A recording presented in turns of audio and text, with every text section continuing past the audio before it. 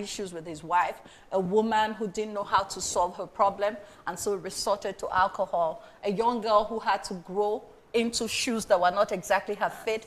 And so everything for me in that video was just so off, really.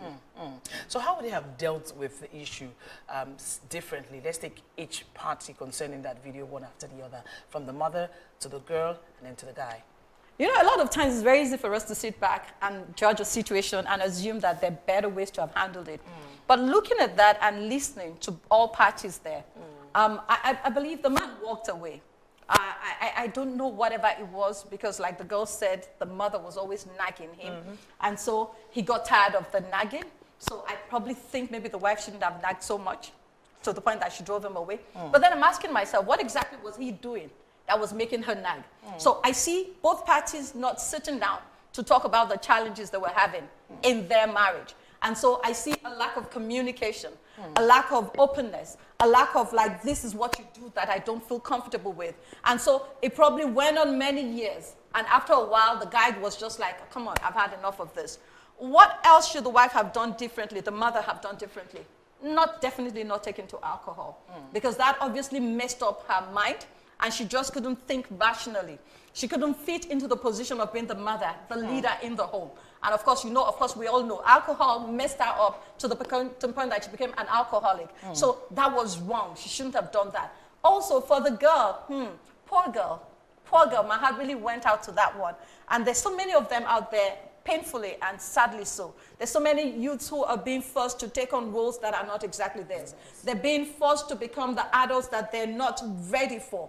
They're being forced to take on responsibilities of paying school fees. You heard her there. She said she had to drop out of school. I mean, how bad could it get, really? And so I saw a pained girl, really, trying to act maturely, but she wasn't exactly doing the right thing. So it was a cocktail of the father, the mother, and the child not handling the situation the right way. Now, let's come to what you do. Some people have issues in their family. They come up there and then feel all of the, nice family, but deep down, it's eating them.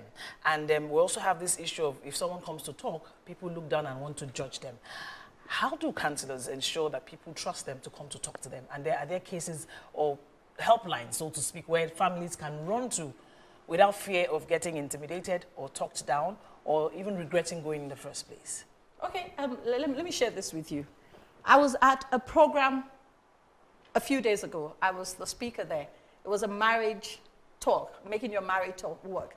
And I said something. I said, it's essential for us in our relationships, whatever the relationship is, work-related, marriage, whatever, to always seek prayerfully professional help or people who can assist. And then somebody in the audience got up and raised her hand, and she said to me, she said, I stopped asking for help the day the pastor in my former church got up and started preaching about my situation.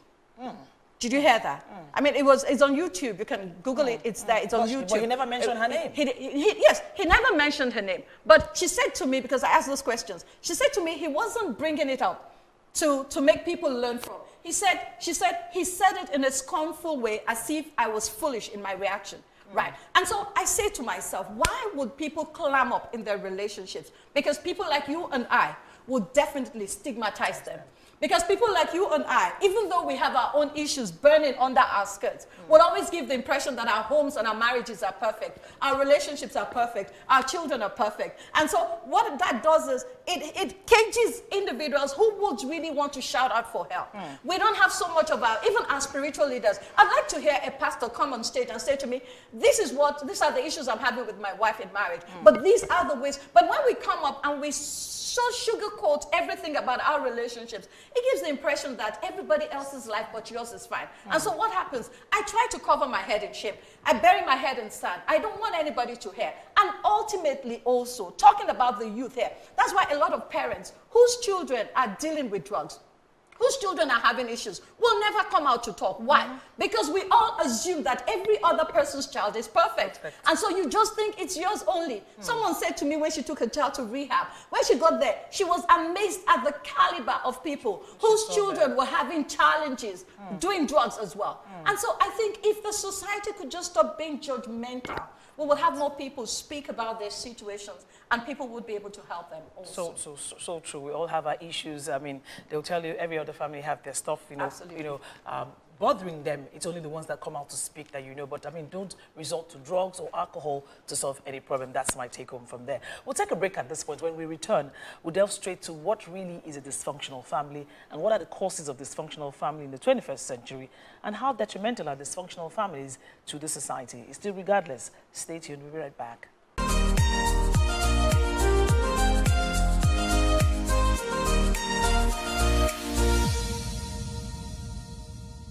My name is Olabisi Ibitayo, and an ordained minister in the Redeemed Christian Church of God. I'm a certified relationship coach, and I have a passion for family. I have a passion for homes. And I believe strongly that we can make families work. We can make our marriages work. We can bring our children right, that they don't become burdens to us as we grow old. Let's do what is right. Let's teach them. Let's train them. Let's be there for them. Let's be there for ourselves in our relationships. And I promise you honestly, in the place of prayer, the Lord will guide us and everything will work out fine. Thank you.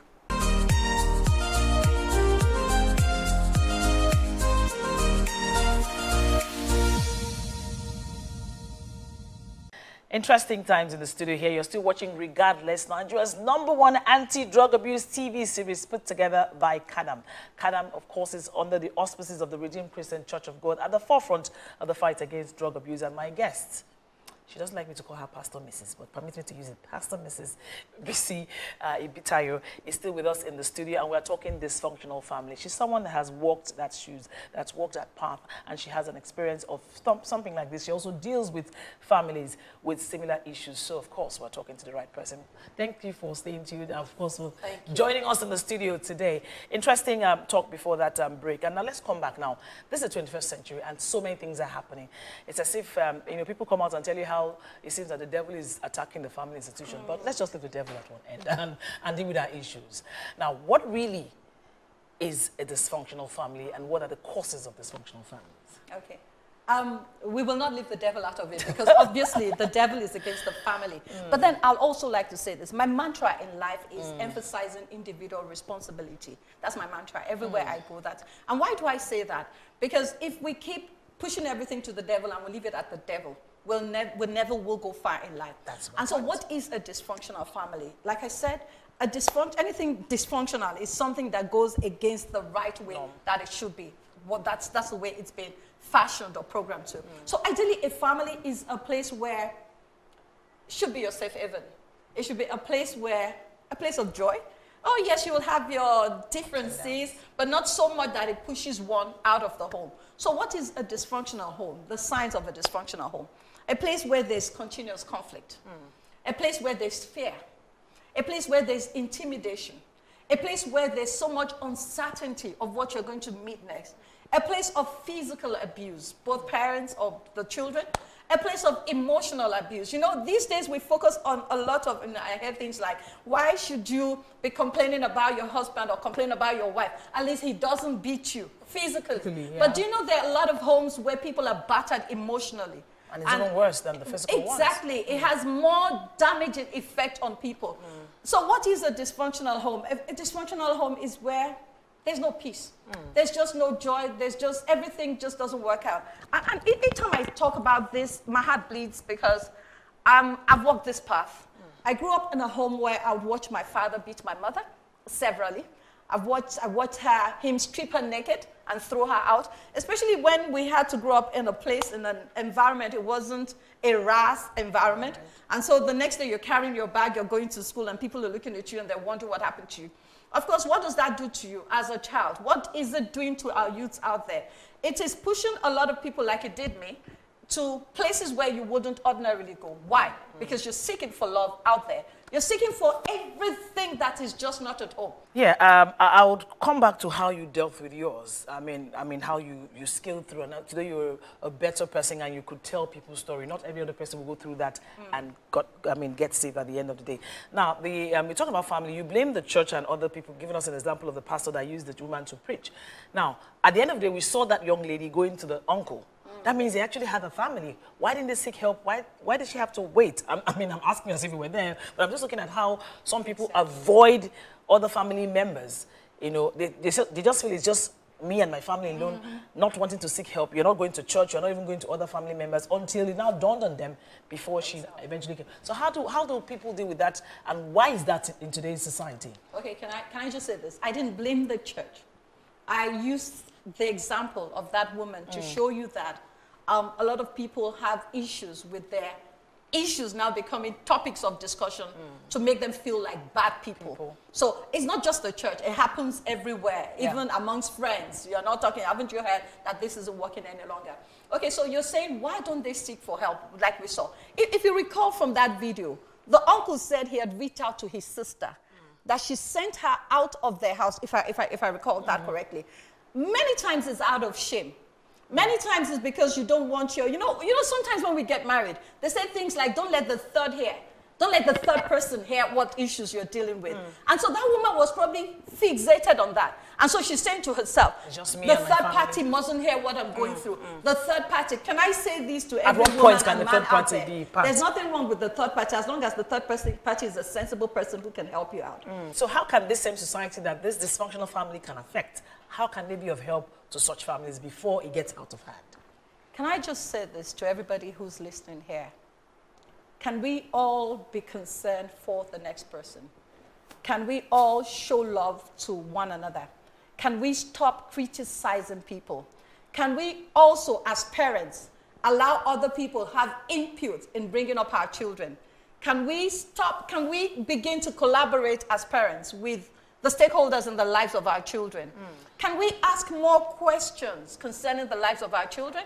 Can you please take time to talk to the teacher? You're not in competition with the teacher, to find out how your child is doing. Can we also, as married couple, learn to communicate? Learn to talk about the issues we have. Can we be present for ourselves? Not just the presence now. Can we be there physically, emotionally? Can the husband please be careful to hear what the wife is saying and even what she's not saying? Can the wife please stop nagging and just listen to the fact that this gentleman might have issues from work? Can we just all take time to come into ourselves and begin to live? Can we cut off phone time also? There's so many things I could talk about, but then, more importantly, can we please pray? Pray. The devil really is on the rampage. Can we just pray? And while we're praying, can we also watch and ensure that we do what is right? Prayer without good work, they say, is dead. I mean, I try to exonerate the devil, but he keeps coming into the picture. So let's pray and take him away from the picture. Thank you very much, Pastor Mrs. BC Ibitayo, for that very entertaining session on dysfunctional family. Well, you've heard it all. No one has it all put together, but you can still have it put together if you know how to go about it. And also seek help when you think it is not doing or it's not going the way you so desire. Remember, like we always say on the show, regardless of how far, how deep you've been into being a dysfunctional family or into drugs or falling out of God's will or plan for your family, there's always hope when you seek help. I can't leave the show today without saying thank you to all our partners. This program, of course, is proudly supported by Fitz in Healthcare, NEM Insurance, CFAX Group, and of course our collaborating partners, the NDLEA and the National Orientation Agency. The NDLEA and the National Orientation Agency anyway. My name is Louisa Olani, until we come your way again next week. Stay out of trouble, stay out of drug, and be good. Bye for now.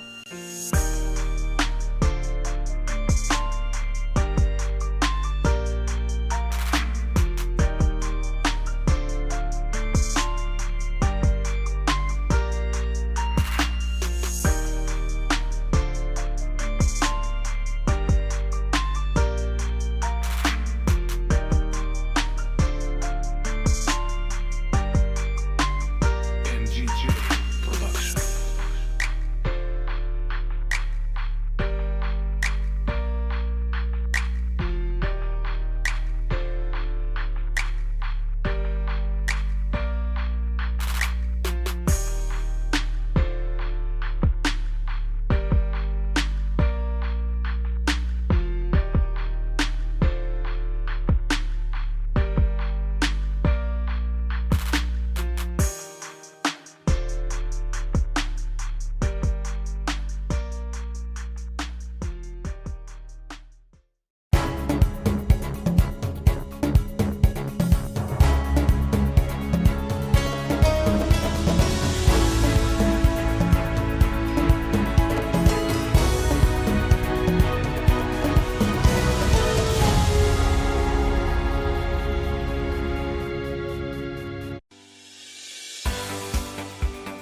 businesses in Africa can be very challenging.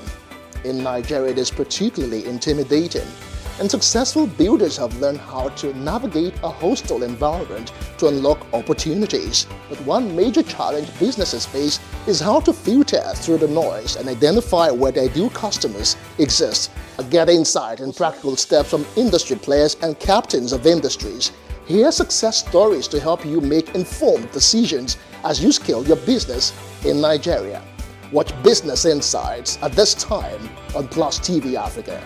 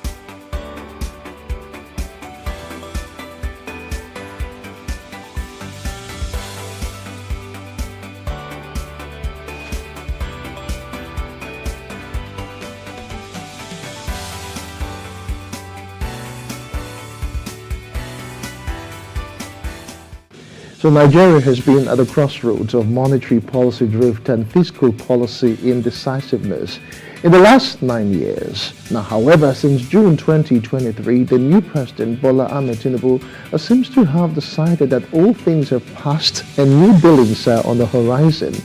The public policy rethinking was captured in an initial 8-point public policy initiative that took a fresh look at monetary and fiscal policy management.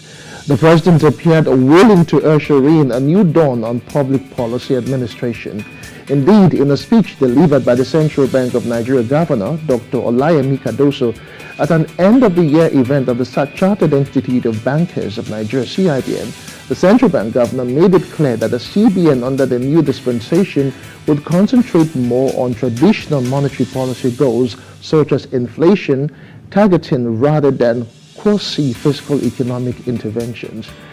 However, today on the show, we'll keep our eye on the planned recapitalization of commercial banks plus the BVN, NIN, KYC drift of the Central Bank of Nigeria. Welcome to Business Insights on Plus TV Africa. I am Justin Akadonye.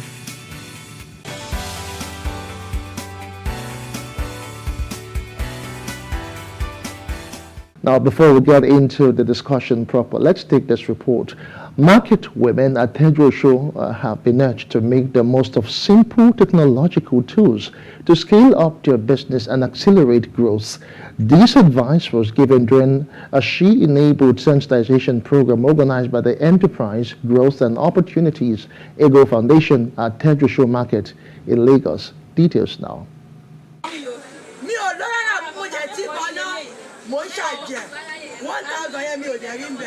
Nigeria is experiencing inflation, and most women are depressed and struggling with their businesses. They are helpless, and most of them are victims of mismanagement due to lack of proper financial management. So it is apt that these young people from the Ego Foundation take time to distribute multilingual pamphlets on the importance of maintaining and reading or computerized records of their sales and stock. And this is what I know I'm able to make. These are the things that we want to teach you about. I sell this thing. Or back here at this hall, women listen with rapt attention on how they can be financially included with the help of their mobile phones. The session is interactive. I think they will charge about 800 and something, let's say 1,000 naira. Then how do you reach out to those kind of group members? Roland Ajetomobi is a serial entrepreneur. He is here to share knowledge and insights with the market women and entrepreneurs on the best way to go. At the moment you are able to have a mobile device and you can subscribe to that device with internet and data, and you also have a bank account, you can use that device to make money. Toluwase Olaniyan is a convener. He shares the idea behind desensitization and also speaks on plans to extend the program to other markets. And for us, it is instructive at this time, right, and very, very important, helping women, supporting women through, becoming better at their businesses. Costing, around where we have large markets and on the South communities. So we've been to Alimosho, been to Mushin. So the next stop will be, we're going to Ikorodu, we're going to, Fly, Egbeda, Badagry. Places where we can harness a large number of businesses. It's almost natural for women to be excluded, financially. A few people feel it's expensive. Few people feel it's for the high class. So what we're trying to now do is to take it to the inner roots and help them understand the essence of this and how this can become a lot better. This petty trader is overjoyed about the knowledge learned. She, like other women, are speaking with one voice on how their horizon have been expanded. I'm happy because I know that the various women that comes here will be benefited. You need to meet to have people they can afford what you are selling on your status. In your group or your WhatsApp, your Facebook. I'm not limited to these shop things of a thing. I can easily broadcast it online, and how to also reach out to other group members. Felicia and Olajumoke are just few out of many who have benefited from the She Enabled program, which aims to help women improve their trade, showcase their businesses on digital platforms, upgrade their bookkeeping skill, and at the same time get connected to advisors and global funding opportunities. Welcome back from that feature. In his speech at the CIBN end-of-year conference, the governor of the CBN, Yemi Cardoso, hinted at the need for the banks to brace for recapitalization, considering the significant loss in the value of the current capitalization and the capital required for the envisioned $1 trillion economy. Analysts say the approach should instead be of incentives and not coercion. With the strong performance of the banking sector in the market, which suggests an attractive return on the banking index, there seems not to be a concern for the bigger banks, as investors would willingly commit resources given the lucrative opportunities in the sector. I have international finance and economic analyst Mukhtar Mohammed joining me now to discuss further. Good morning to you, Mukhtar. Many thanks for joining us on Business Insights. Good morning, Justice. Thank you for having me this morning. All right. Mukhtar, it's been 19 years. I remember in 2004 when there was so much talk about banking, bank and capitalization, and the market, capital market was booming. Well, it's been 19 years now since the CBN announced banks to recapitalize to $25 billion. Remember what happened with acquisitions, mergers, and marriages of misfits, if I must say. But first off, how do you react to this development? Well, Justin, very good development. If you're in the Tier 1 bank, very might be a turbulent time for the Tier 2 banks. So in as much I'm excited about it, like you said, we did this 19 years ago when we moved from 2 billion to 25 billion. That was over 1,200% increment. So after that, we've seen banks recapitalize, came to the market. We've seen shareholders' funds expand, especially in the Tier 1 bank. So, like you said in your report, I don't think the Tier 1 bank has anything to fear. Maybe the Tier 2 banks may have some challenges, not all of them. But again, some of them have been proactive. They're already trying to assess the market before this policy came out from CBN. Up till now, we are not clear yet about how the policy is going to work. So we're still waiting for direction from the CBN.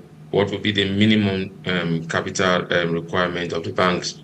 Some of the Tier 1 banks are doing a profit of over 1 trillion naira. Also, some of them in terms of dollars have recapitalized even to the tune of about $500 million. So it depends on what the CBN governor will be looking at, or the CBN will be looking at, and by the $1 trillion economy. But again, when you want to drive a $1 trillion economy, you ask yourself, have you been able to put in place a $1 trillion fiscal policy? Because if you put in place a $1 trillion monetary policy and you don't have a $1 trillion fiscal policy, then you are in for a shocker. Okay, in as much as the central bank has not actually given like a direct policy guidelines on how much recapitalization the banks are supposed to do this time around, but reactions have been trailing that development. I have spoken to some analysts, and they have like a mixed grill of how it should go in terms of approach. Some are saying that it should be more of incentives and not coercion. How should the CBN go about this? Do you agree with the whole coercion and incentives based approach?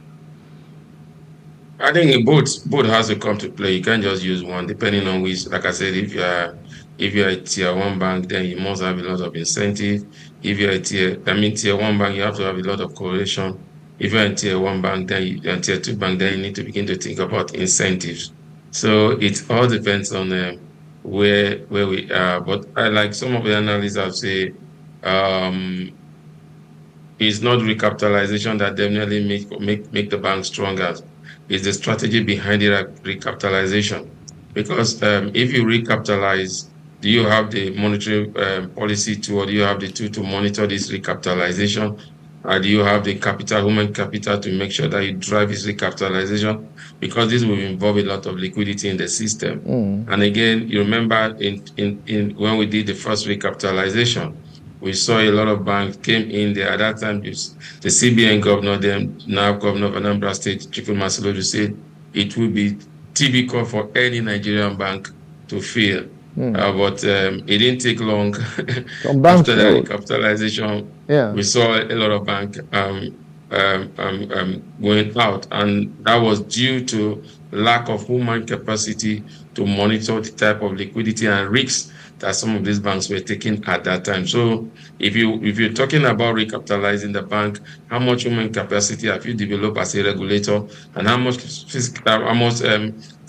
human capacity has you also developed as a money deposit bank to manage the kind of liquidity that is coming into the system?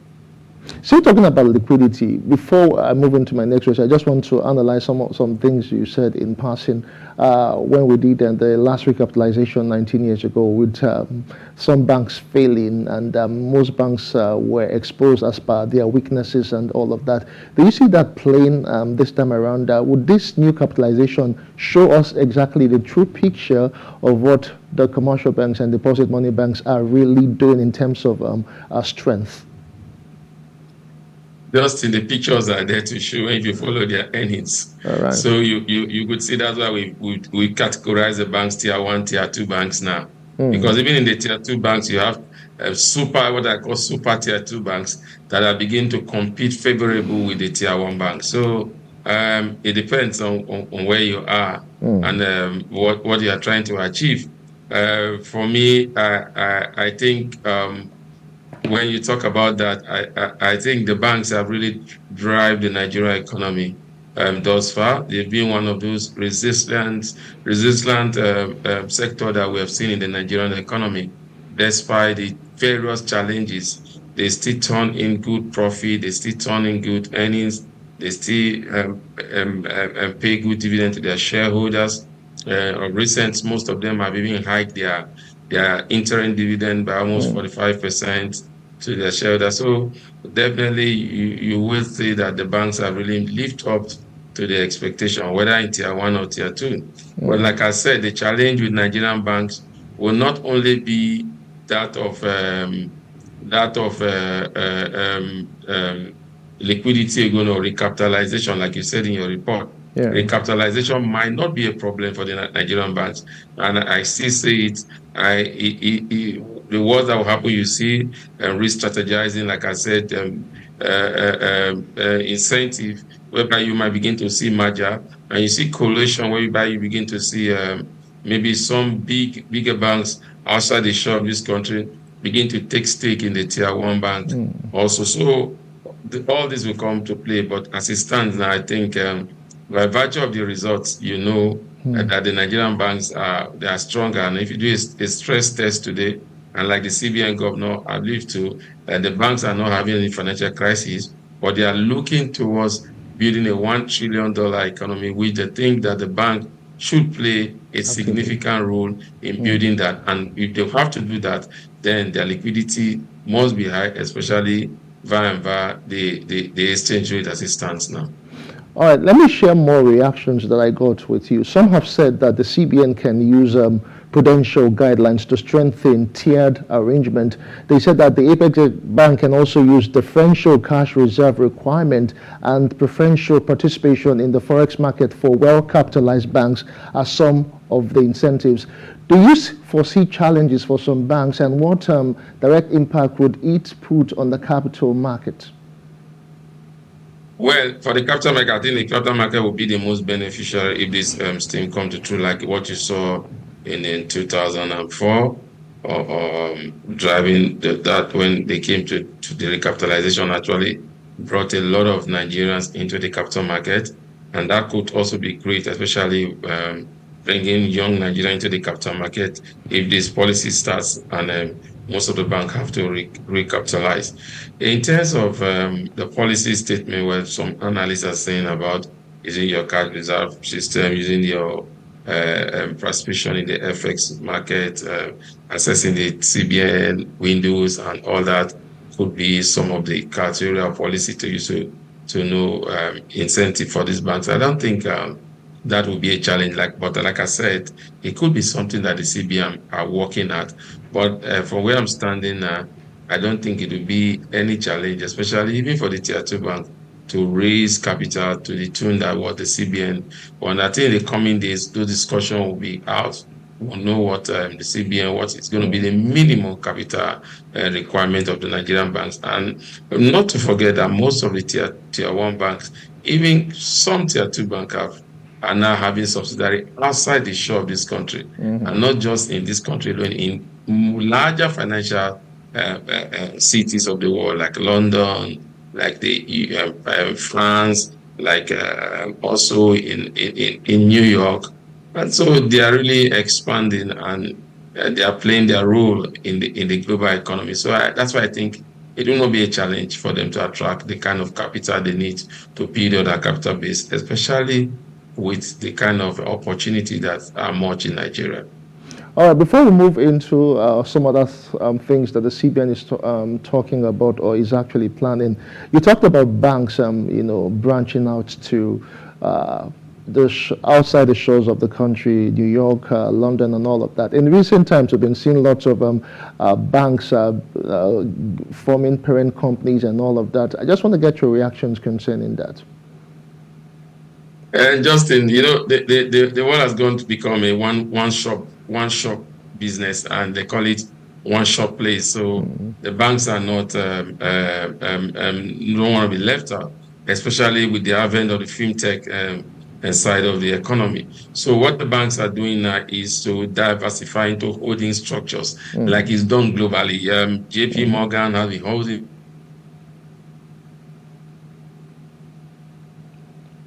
structure.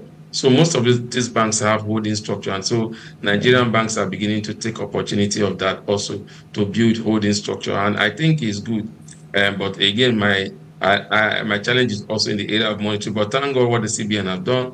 The CBN is not interested in what they are doing in the holding structure, because the banks now become part of the holding structure. But the CBN is key about what the banks are bringing into the holding structure finance, and that is key for me. The CBN have refused, even after the bank has said, look, we are not a holding company. The CBN is still having a grip on the banking sector, still have to edit, you have to check their books, you have to know whether what they're saying is right. So I think it's a good development in the long run, because that's what the best global practice these days. Every bank wants to become a one-shop center, and I think Nigerian banks should not be left out. And that is why we think there's so much opportunities if the bank will have to recapitalize, the kind of opportunity they will drive, especially from the foreign exchange market, will be very huge, because we have begin to see a lot of foreign investors coming in and wanting to take a stake in this bank, especially in their holding companies, that the fintech companies who want to come here, especially because of also a larger population of youth and also the lack of penetration that we have in financial inclusion. So they come in, bringing the products, you could begin to see a lot of penetration. So there's a huge opportunity in that space, and I think that's why the banks don't want to be left out. That's why they are forming holding companies. All right, just before we round off now, the Central Bank of Nigeria says it will freeze accounts without a bank verification number, BVN, or National Identification Number, NIN, from April 2024. According to the bank, a BVN or NIN verification will be conducted shortly, adding that the move is part of its efforts to promote financial system stability and strengthen the Know Your Customer KYC procedures in financial institutions. What are your thoughts, Mukhtar? Because right now, I thought by now everyone would have been linked to the BVN platform as it is. Yeah, according to the CBN, Martin publication, have it that we have about 45 million Nigerians without BVN, and I was shocked. But again, I'm looking at it, some of these Nigerians might be Nigerian in the diaspora since the last time they opened an account in Nigeria, they've not been here. Also could be as a result of passing on. Maybe some of them are late now. We don't have a better register to determine.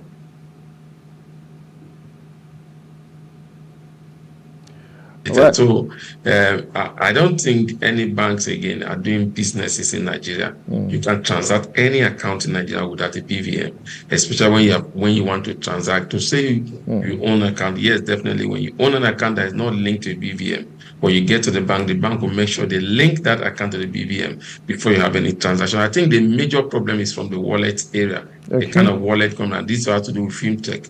Most of them have not been able to transact that session of linking their customers with the BVN.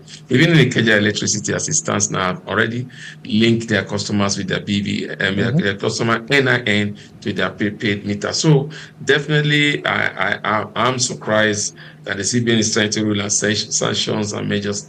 I think more or less most of those accounts could be what I just said will happen. So what we need to do is to reach out to some of these account holders and know that's ascertain what current status are in those accounts. That could be what we should do than just putting the whole banking sector into a panic mode.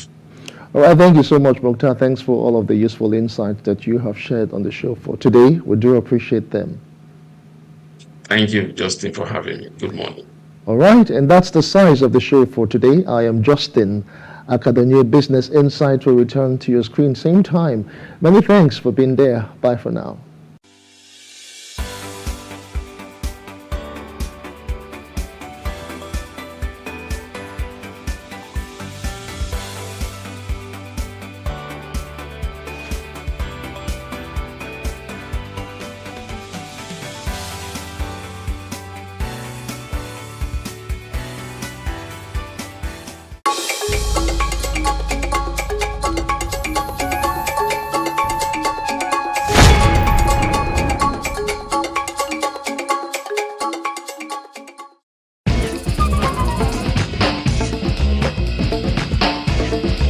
Juggling, acrobatic display, and dancing are some of the acts you will see from the God Knows Best Academy, a local unicycling team in Lagos. The team was started by Olalekan 6 years ago. He tried to get a job but could not, so he tried his hands on comedy, football, skating, before he settled into cycling, training young boys and building a team. I actually started from my family compound back then in about 6 years ago. That's in Bariga. So I started riding it because I couldn't gain admission. So I started skating, and all of a sudden my friend introduced me to this recycling thing. So I was like, what's this stupid thing, this one tire bike? I never knew the bike is my destiny. So actually the bike has taken me to a lot of places. Fortunately for me, I'm African representative of it. I've been to a lot of shows, I've been to a lot of events through this recycling of it. When I was doing it alone then, to me, I felt like It would be very nice if we can be many, like only me. I think I was very happy and I got some popularity, like, hey, he's doing the Oyibo thing, this one, that one. But I felt bored along the line, like, why only me doing this thing? Maybe I should teach others.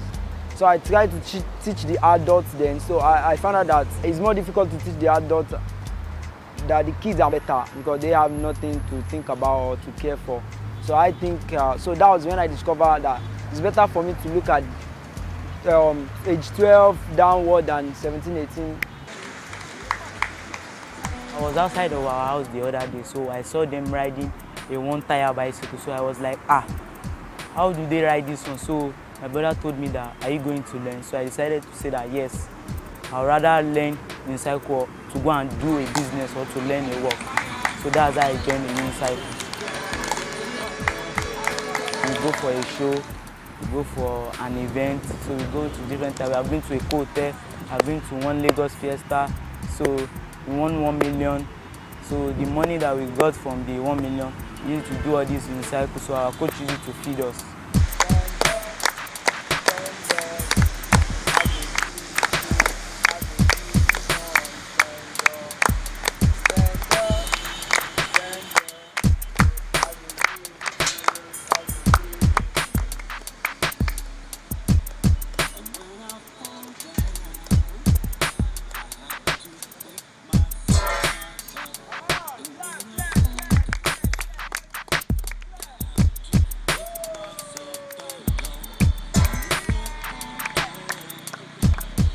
Starting the academy was more difficult because unicycle was barely known. Like, they are like, I'd rather put my children in dancing, in singing, than this one bike thing. That what's it used for? What was this one?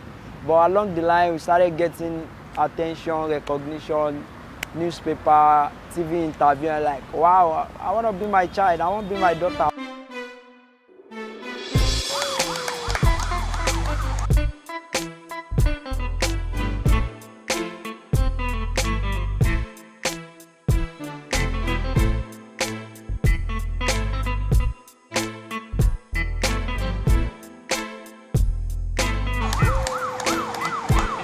This year so far we've had about 3 shows now. The 4th one is coming up in Ibadan. Yeah, Bengade in Calaf Matters.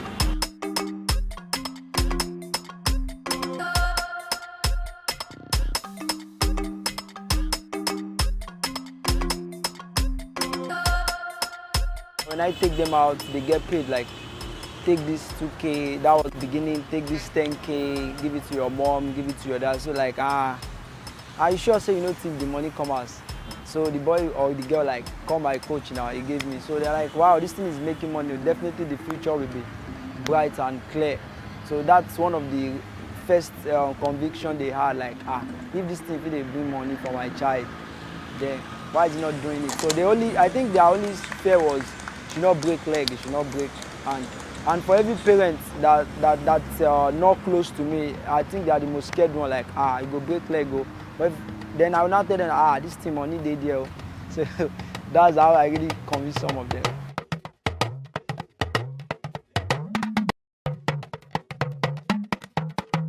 So far, I think God has been good to us. Even the most difficult trick we had, like riding on the bare bottle, I can tell you that we really have like maybe 10% of injury out of 100. So we don't always have a critical injuries or anything. My parents told me that the other day that they saw me with this unicycle, they told me that, are you not going to break your leg? So I tell them that, no, ma, I'm not going to break my leg. We have a coach, so our coach is going to put us through how they ride this unicycle. So since that day, my mom and dad saw me riding a unicycle, so they was like happy. So they decided to tell me that, oh yeah, are you going to start going to train? And I decided, I said that, yes.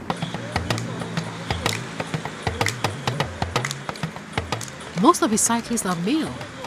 Why aren't there more female cyclists? You know, for a female to stay with us is a very big, difficult issue. But I think when we have a proper academy, we can definitely have rooms for them.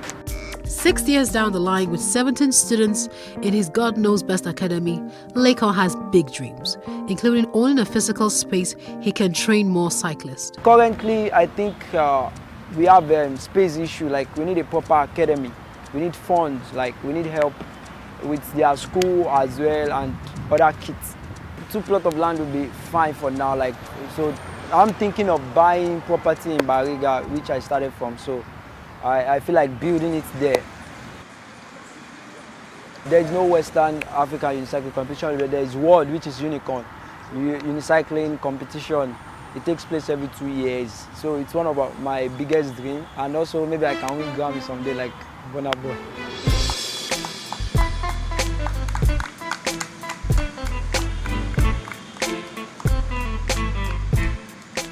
When I started, my first goal was to make unicycle a global image, like for example in Nigeria. So when I met the International Federation, they were like, they never knew unicycle sports exist here in Nigeria. That the two things they know about Nigeria, one is crime and second one is poverty. That's what the media are showing to them.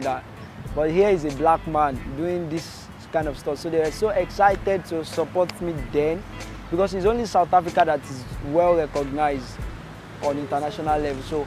So right now I think I'm taking it beyond unicycling thing. I'm trying to make it like a music brand, like a comedy brand, whereby there's no events in Nigeria or there's no big events in Lagos State that you will not need GKB. So it's now beyond unicycle. It's more of circus of different acts now. We hope all these dreams come true.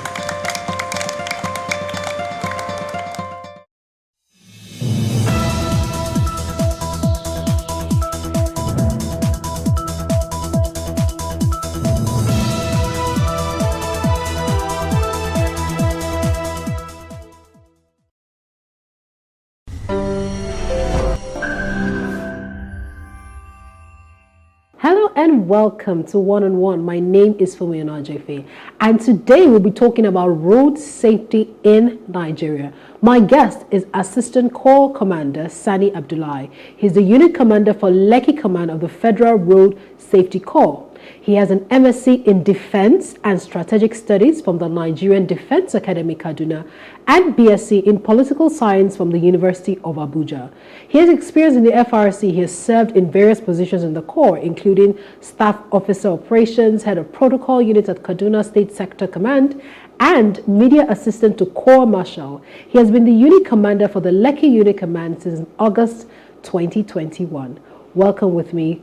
Good day, sir. Thank you very much. Thank you so much for making our time to join us today. I appreciate the platform. Okay, so let's talk about your growing up. What was growing up like for you, sir?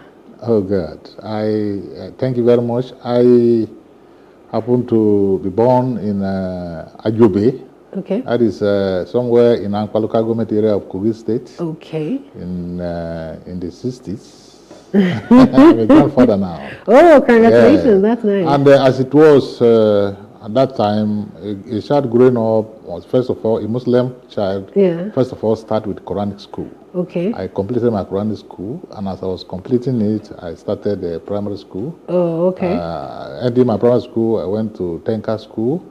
From Tenka School, knowing that I didn't have so much play with tools and working with electrical instrument that I read. I had to go and do my external GCE, which I passed. Yeah, okay. After which I went to University of Ibadan, Adult Education Center, got my advanced level GCE.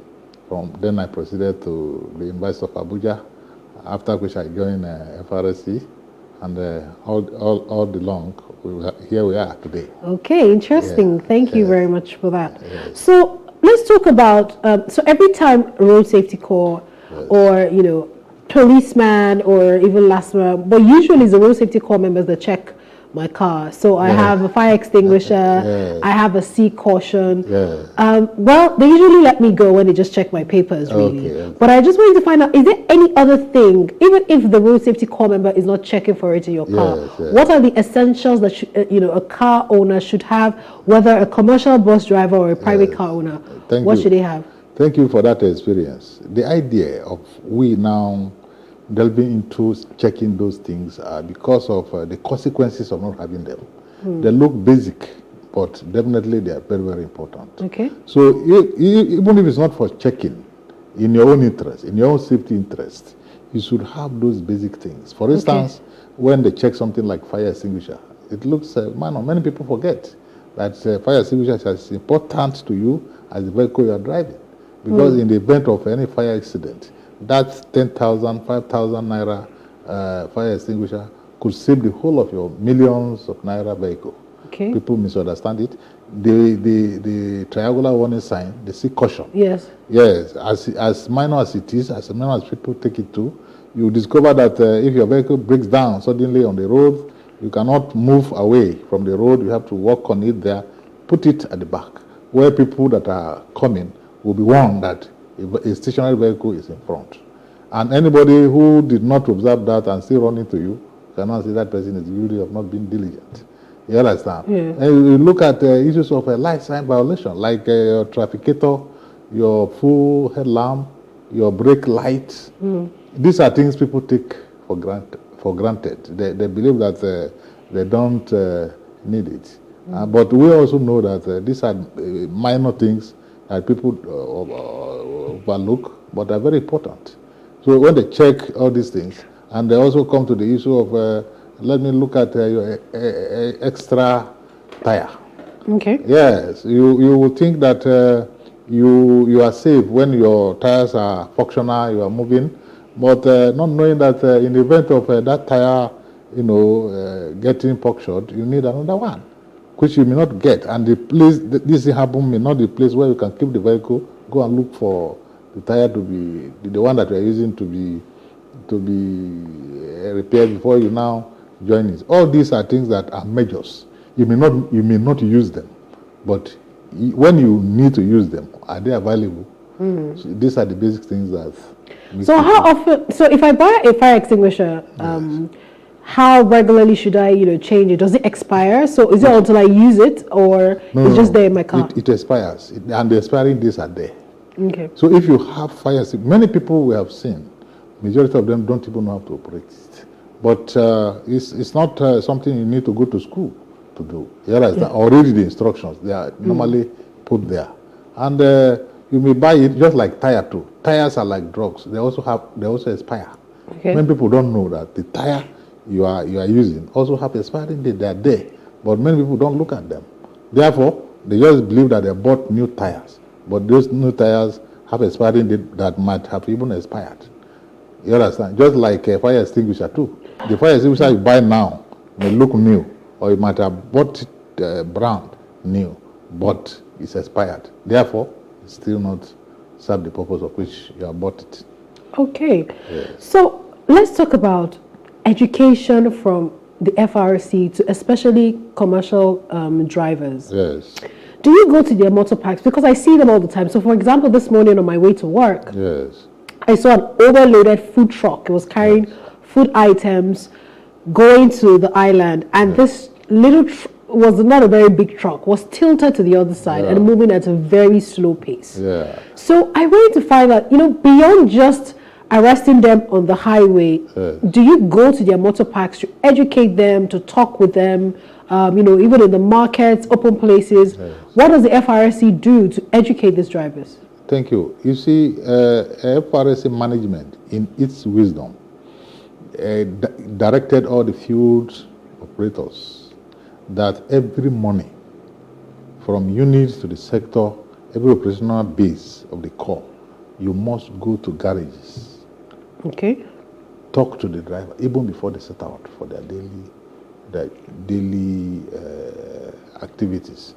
Talk to them on the need, first of all, to make sure they check the basic items, tire, water in their vehicles, the wiper, and other basic things. And the need for them not to do some certain, engage in some certain traffic violations, like you have mentioned, overloading.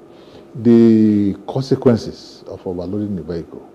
Because when you overload the vehicle, you are not only overburdening the vehicle, you are creating the opportunity for you not to maneuver in the event of any incident. Because you are reducing the lifespan of that vehicle through constant overloading. So we put all this information to them. Though we may not reach everyone every day, but as much as possible, we use all platforms, media platforms, part of which is what I'm even doing here now.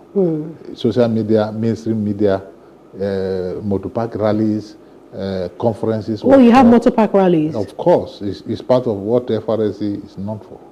Okay. We organize motorpark rallies, and in fact, as we are going to the Ember Month now, you are going to be seeing the FRSC flagging off the campaign through motorpark rallies. Okay. Motorpark rally is one of our daily assignments, or common assignment that we carry out as a way of enlightening, updating, and educating the drivers on what to do and what not to do to avert road traffic crisis. So now I am interested in those motorpark rallies that you talk about. Yes.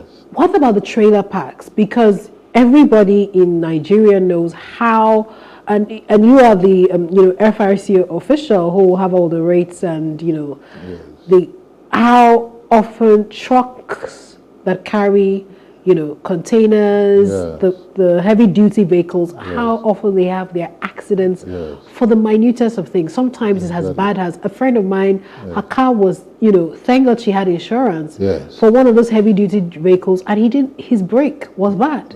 And he would just say, Madam, I beg, no vex, my brake no catch. And I'm like, I don't understand. Exactly. So if you go to the trailer parks and you go to the motor parks and you have all these rallies, how come with this incidents are still on the increase? Yeah, it's unfortunate. We are living in a third world country where safety is always put at the back end. We don't take it to the front end. And it's part of the challenges that FRSC has to face. Before the establishment of the Corps in 1988, Nigeria was rated as one of the worst nation to drive motor vehicle on. And coming from that, you will see situations whereby when road traffic crises happen, Nigerians believe that it is an act of God or evil spirits. Fatalistic belief that don't attribute those causes to factors that scientifically are known. So we have to battle with that to create the impression that road traffic crises don't just happen. They are caused. And they are caused by factors that we know. And if we play by the rules, if we abide by those rules, we have confidence and trust that accidents will not happen. And even if they happen, they will not lead to death or fatal injury the way we are seeing it. This has been the center point of our campaign all along. We are not getting over yet. We specifically look at the menace of vehicles falling, let's say tankers falling, and articulated vehicle not properly hooked, also falling and causing hazards. We have had cause to engage in aggressive education, enlightenment, and enforcement. Part of which was even the issue of the minimum safety standards that articulated vehicles will meet up before they can be said to be operating on the road. So what are the minimum safety standards that these vehicles should meet up? These are one of them, as I speak to you now. Yes. We have those that load, because when cases of petrol tankers falling became too much, FRSC has to go into the questions of safe to load. That is physically deploying our men who stay at those depot and ensuring that whichever vehicle that will be made to load must have some basic things like the brake you are talking about. Yes. The brake must be functional.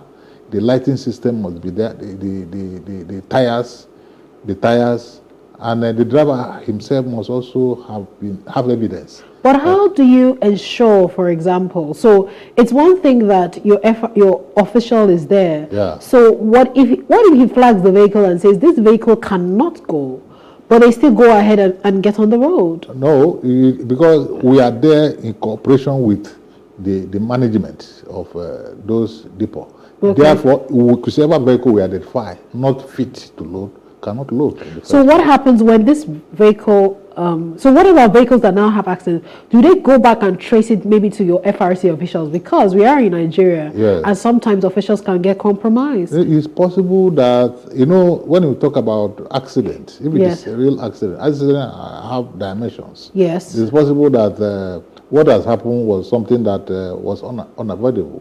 But if it's something that was a result of somebody's negligence, yes, it can also be traced. And I think we don't have such cases of a vehicle certified to have been safe to load it and went to have. But of course, there are other places or areas probably which we have not covered and which those people could get all those items, and it could happen that way. Right. But definitely to cover the major ones that are engaged in this, we'll make sure that our men are there. And so far, that is why you are able to see reduce cases the way you are seeing now.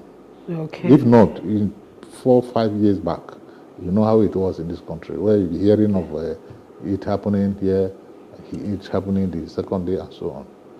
Okay. It's a continuous effort. Yes, it is. Yeah. Okay, so we'll take a quick break. When we come back from the break, we'll be looking at, December, the festive season is upon us, so we're just going to be looking at, all the safety measures we all need to take, especially with commercial vehicle drivers.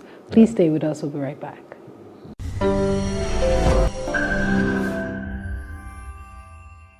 I'm Dr. David Obweli. We are coming to Owerri Stadium for Night of Glory. The date is December 8th. It's going to be from 7 p.m. till dawn. It's going to be a night of miracles, a night of wonders, a night of worship. The fire of God is going to fall on the city of Owerri like never before. Ministries are going to be changed. Families are going to be transformed. The city is going to be blessed beyond every dimension you can think of. Friday night, December.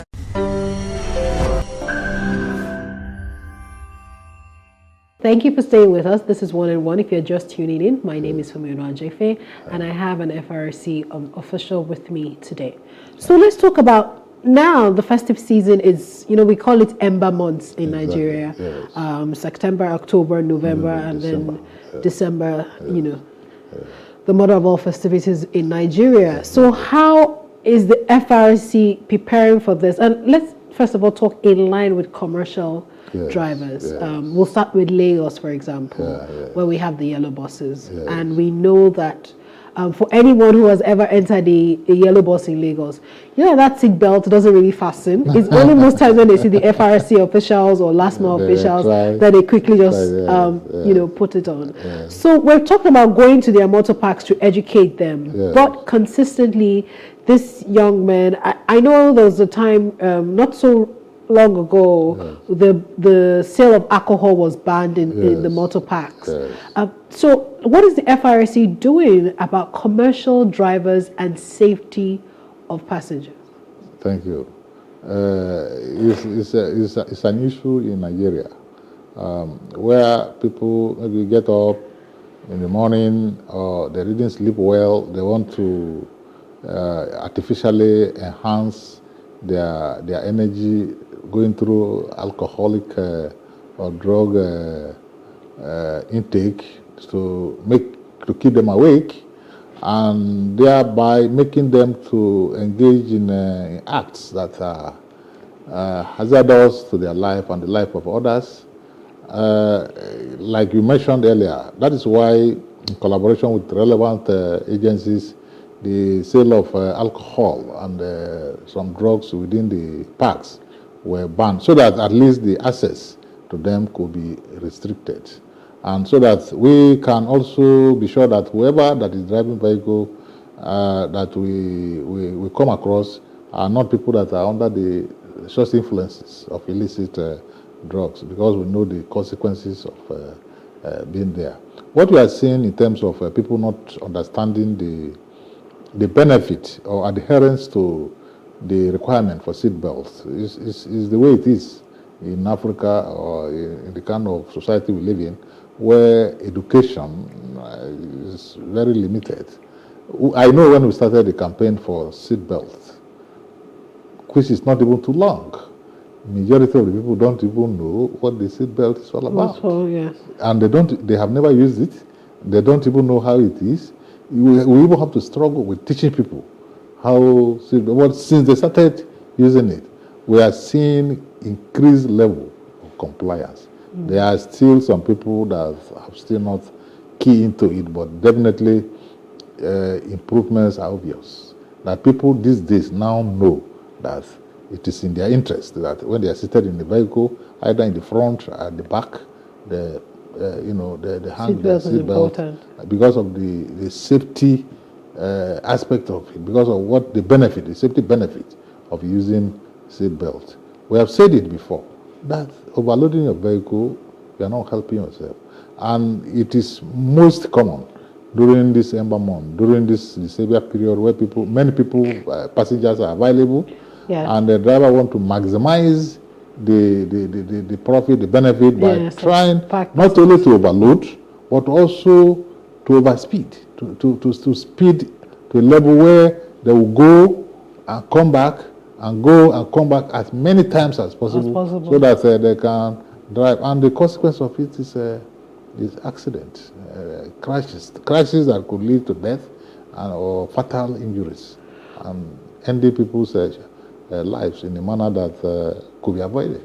Okay, let's talk about the fact that, there's a time that the FRC, the federal government, well, your organization wanted your officers to carry firearms at that point in time. How far has this gone? Because many people, even I kicked against it. I'm like, already with the policemen, we have so many issues. And then FRC officials, you have also seen videos of where some of the times, and I understand sometimes it can be frustrating. You are correcting, a motorist or a passenger and they're misbehaving. You get emotional, you're jumping on their vehicle. So what happens when you now have a firearm? You shoot the person down.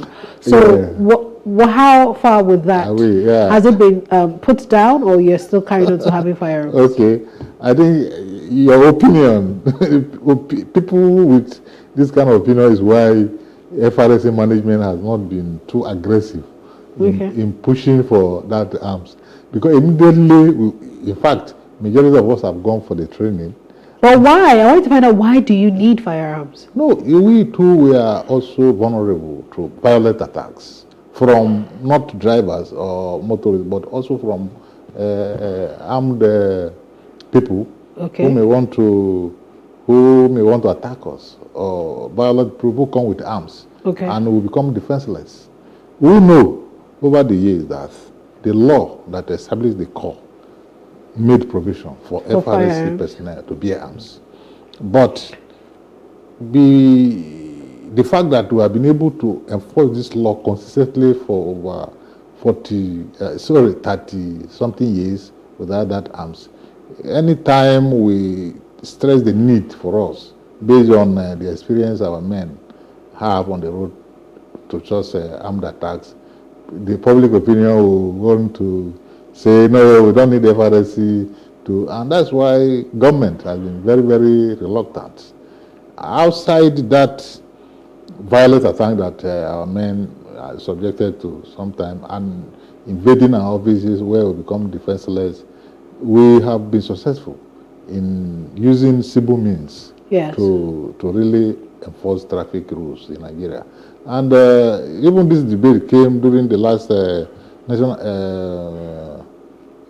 Constituent Assembly, during one of the assemblies, where one of the members was asking the Corps Marshal then, that is there any nation that you can recall that can enforce law without arms? And you really may not have that examples, you understand?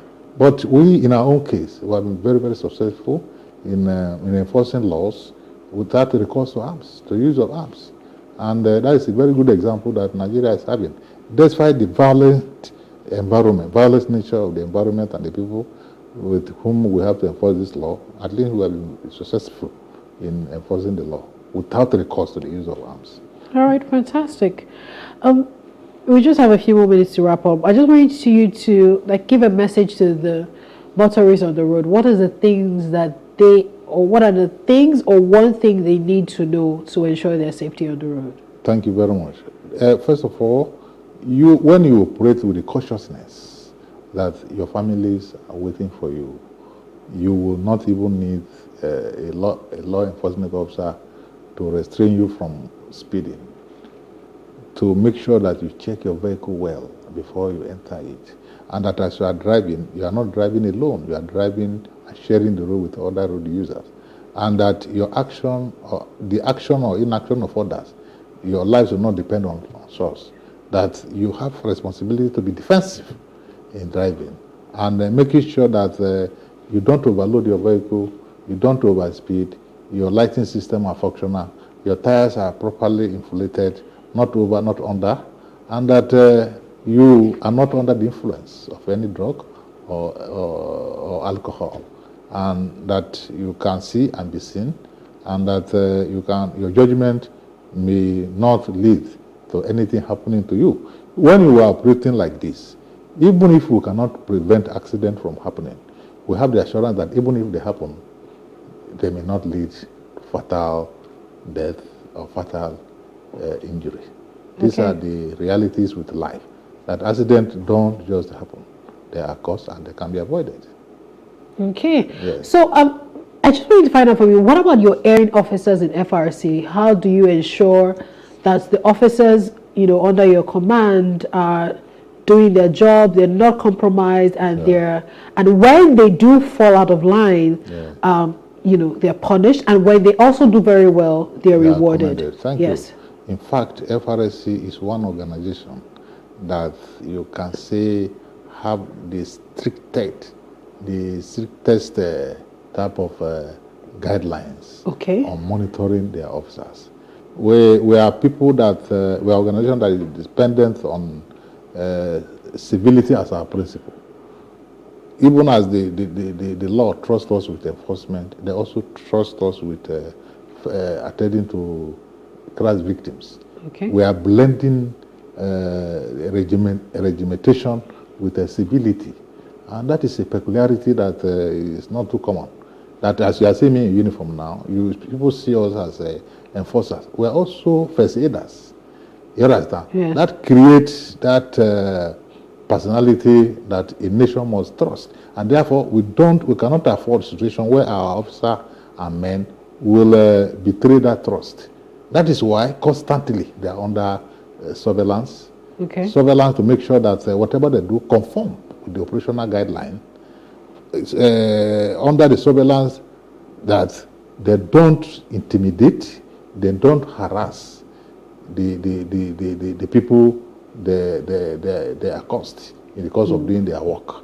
And two, that whenever there are cases of corruption, like taking bribe, well, no nation or no institution is able to say we are 100% pure. But in the case of FRSC, since we don't have a return system whereby people go to the road and do something and return to the command officer, they know that if you are involved, if you are caught, either by the command officer himself or outside surveillance, you are on your own.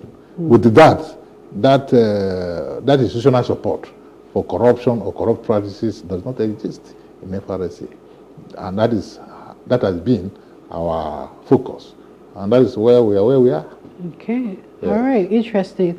Thank you very much for your time. We'll be reaching out to you more often, talk about this, especially now, like we're going into September, October. We'll be, calling on you. And then please let us know about, your road rallies, motor park rallies, to see, how we can also work with you, so we can also enlighten people as well about this. Right. All right. I assure you that whenever we are going to launch our coming number one at my own unit. Okay, please let us know. Also give you, Post Africa would like to be a part of that.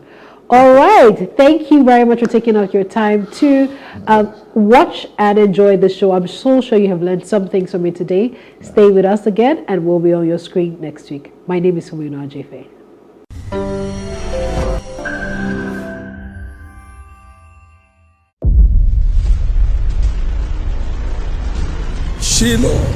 is a mountain of taking delivery of our hanging inheritance. There are things about your life and my life that will never have an answer except at Shiloh. I want to return the glory to God of this commission. After Shiloh in December, I got pregnant for the first time in my marriage. He has prepared a table of fat things for us at Shiloh.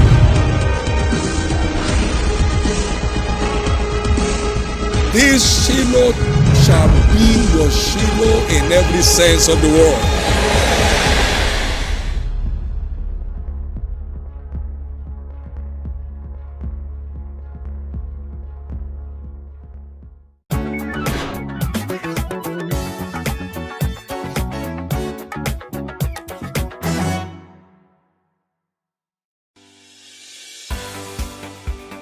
Businesses in Africa can be very challenging.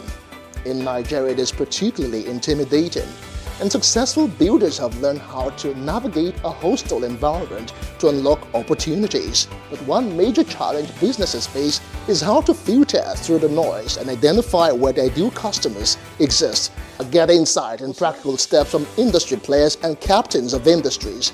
Hear success stories to help you make informed decisions as you scale your business in Nigeria.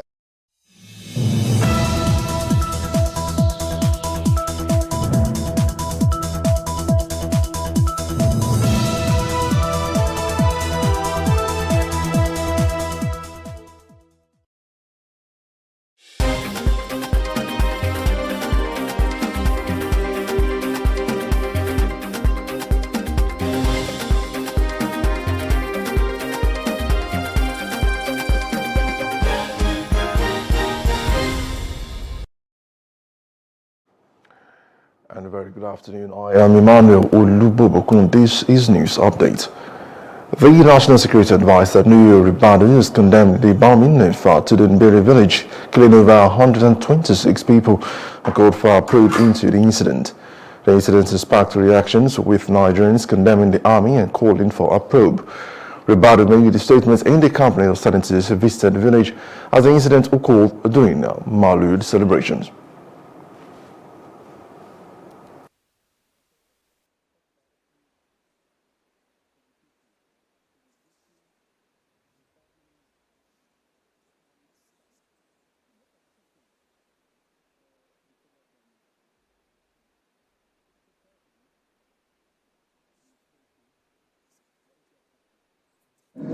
What matters is how do we move forward? What are we going to learn from here? What exactly we need to do? Hopefully it will not happen again. And also to restore a little bit of normalcy in the lives of those who are victims. We are here with the governor and also the leadership of the National Assembly responsible for national security. We have done the assessment, we have spoken to them, we have had a very good interaction, and we are going back to Abuja. That certainly will be what will help us to move forward with decisions that will certainly make a difference.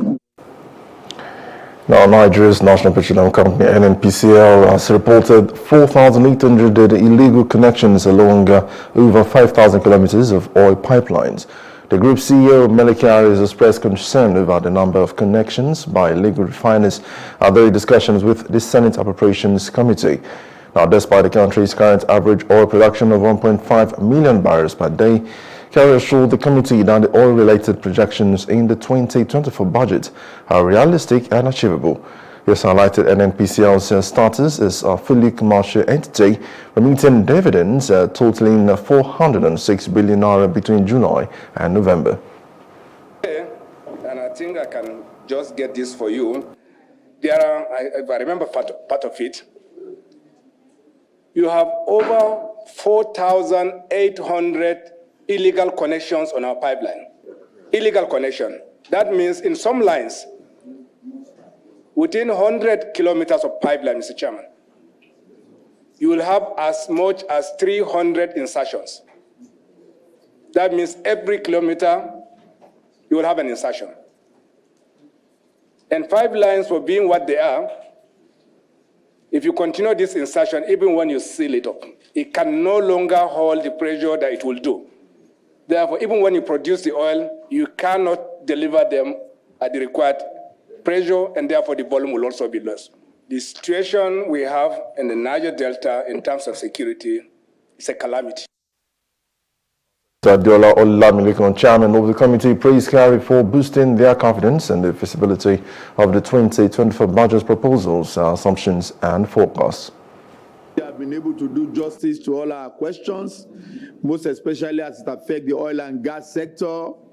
And we want to strongly believe that he has alluded to the fact that all statistics, all data presented by the President in the appropriation bill currently before the National Assembly are all achievable.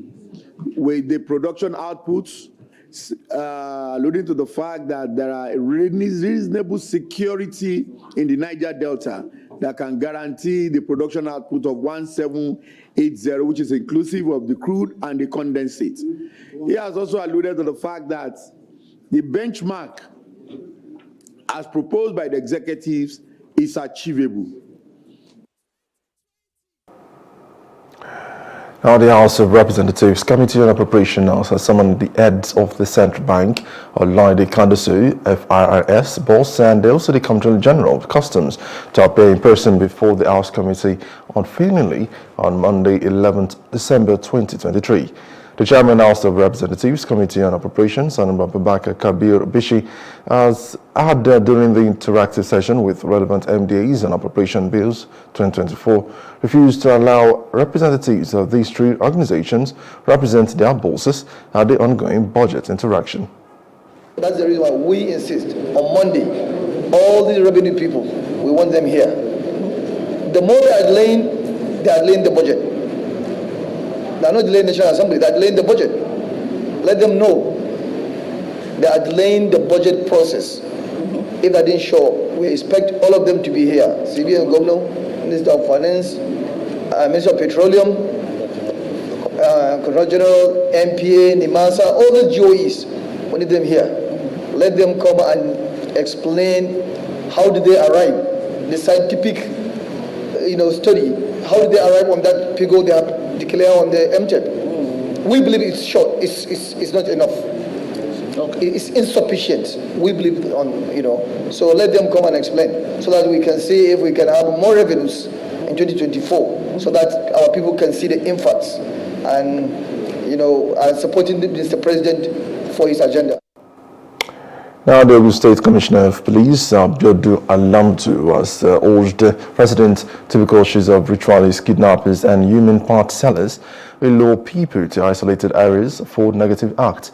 Now, he announced this during a recent incident where officers exhumed the corpse of a victim killed by a suspected ritualist. Now, the suspect allegedly killed the victim, cut off his head, and also raised and sold it to a customer. Now, two suspects have been arrested through intelligence and efforts. What happened was on the 8th of November, we received a report of missing person.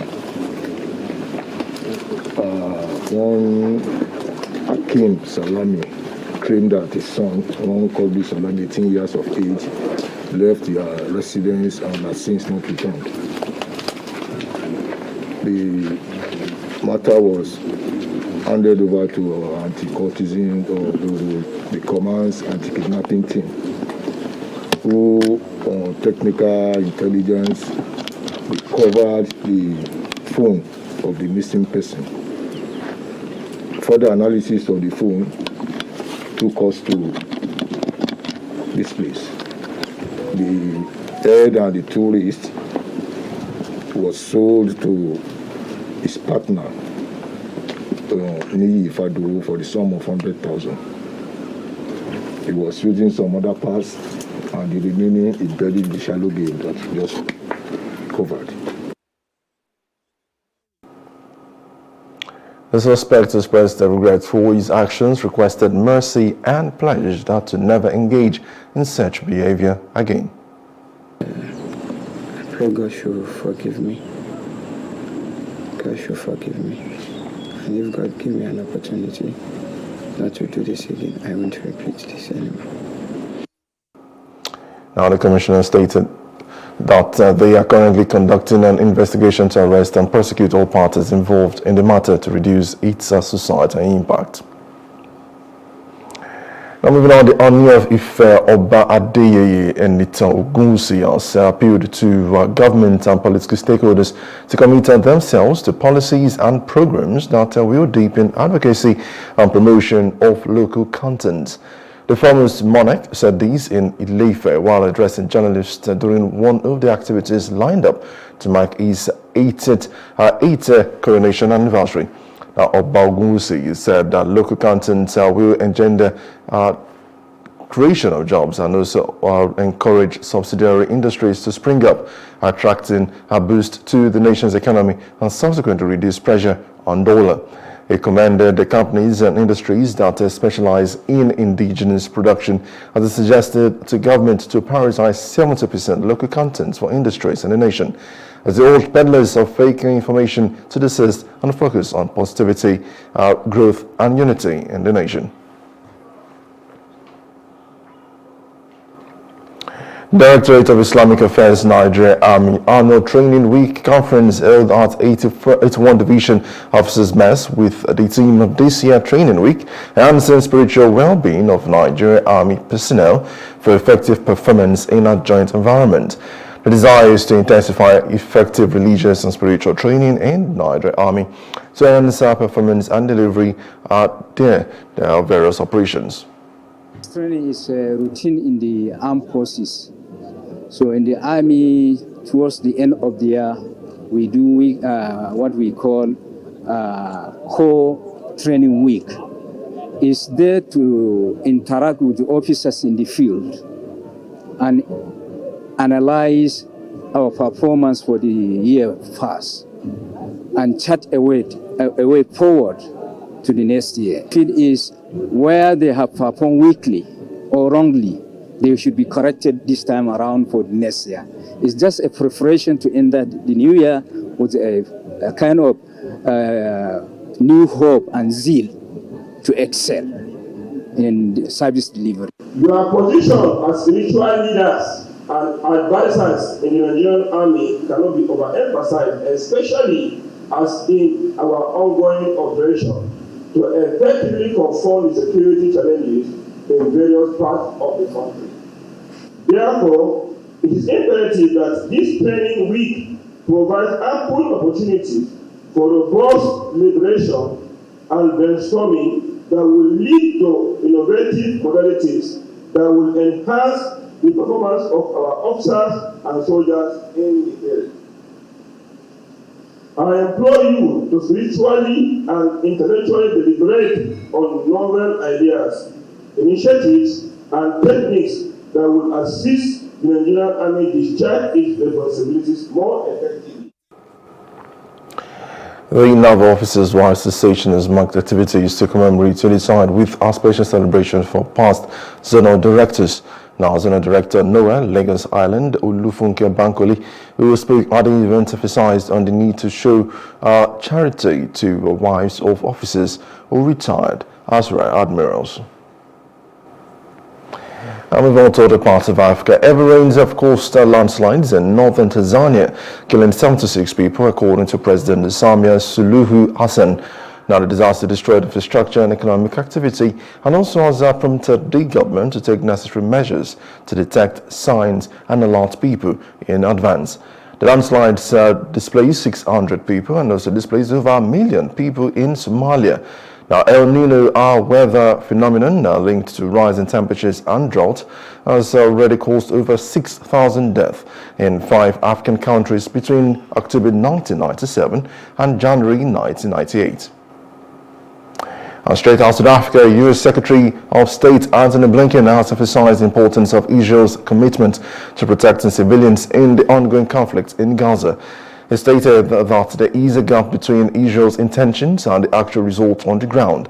Blinken has visited the region four times since the war began on the 7th October, as the U.S. has been discussing daily pauses in fighting and ensuring that Gazans can move out of harm's way. And in business, amid Nigeria's currency shortage, the Central Bank of Nigeria has warned Nigerians against counterfeit Naira banknotes. On Friday, the Apex Bank gave the warning in a notice titled "Beware of Counterfeit Naira Banknotes in Circulation."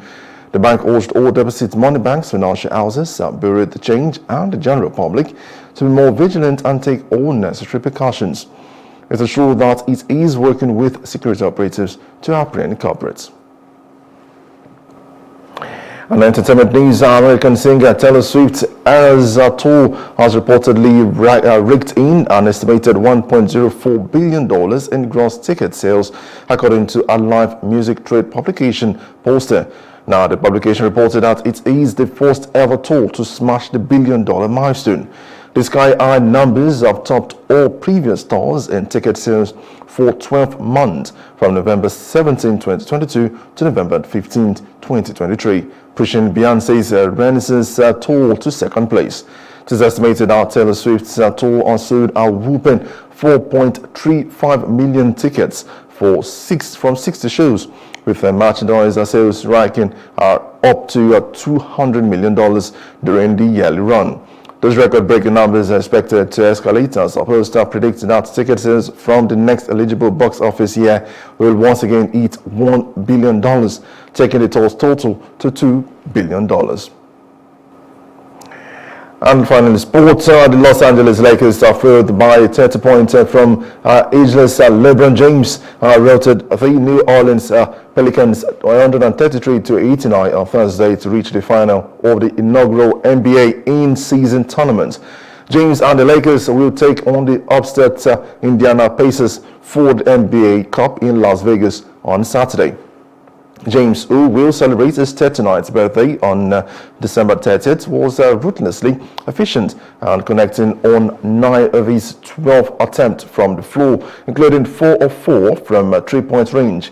He powered up his 30 points with 5 rebounds and 8 assists in less than 23 minutes on the floor. It started the entire fourth quarter as both teams pulled their starters. Now the Lakers had taken full control, outscoring the shell-shocked Pelicans 43-17 in the third period. And that's the news updates. For more stories, please follow us on Facebook, X, and Instagram, and do subscribe to our YouTube channel, Plosive Africa and Plosive Africa Lifestyle. You can also view us from LiveMix on LiveMix.tv and Glow TV apps anywhere in the world. I am Emmanuel Olubobokun. Many thanks for watching.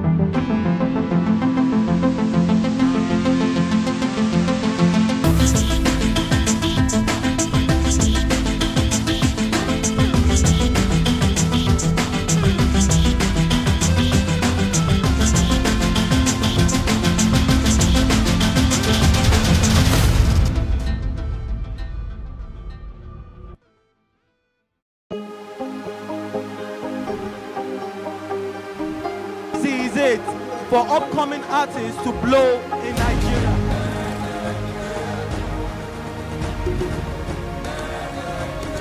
Welcome to Plus Trending. I am Bukky November, your host, saying thank you for joining us on today's episode. Welcome back. It's tea time on Plus TV Africa. Practice makes perfect. I'm not perfect yet, but I'm a lot better than I used to be. He's a king. He's entitled to marry 100 if he wants to.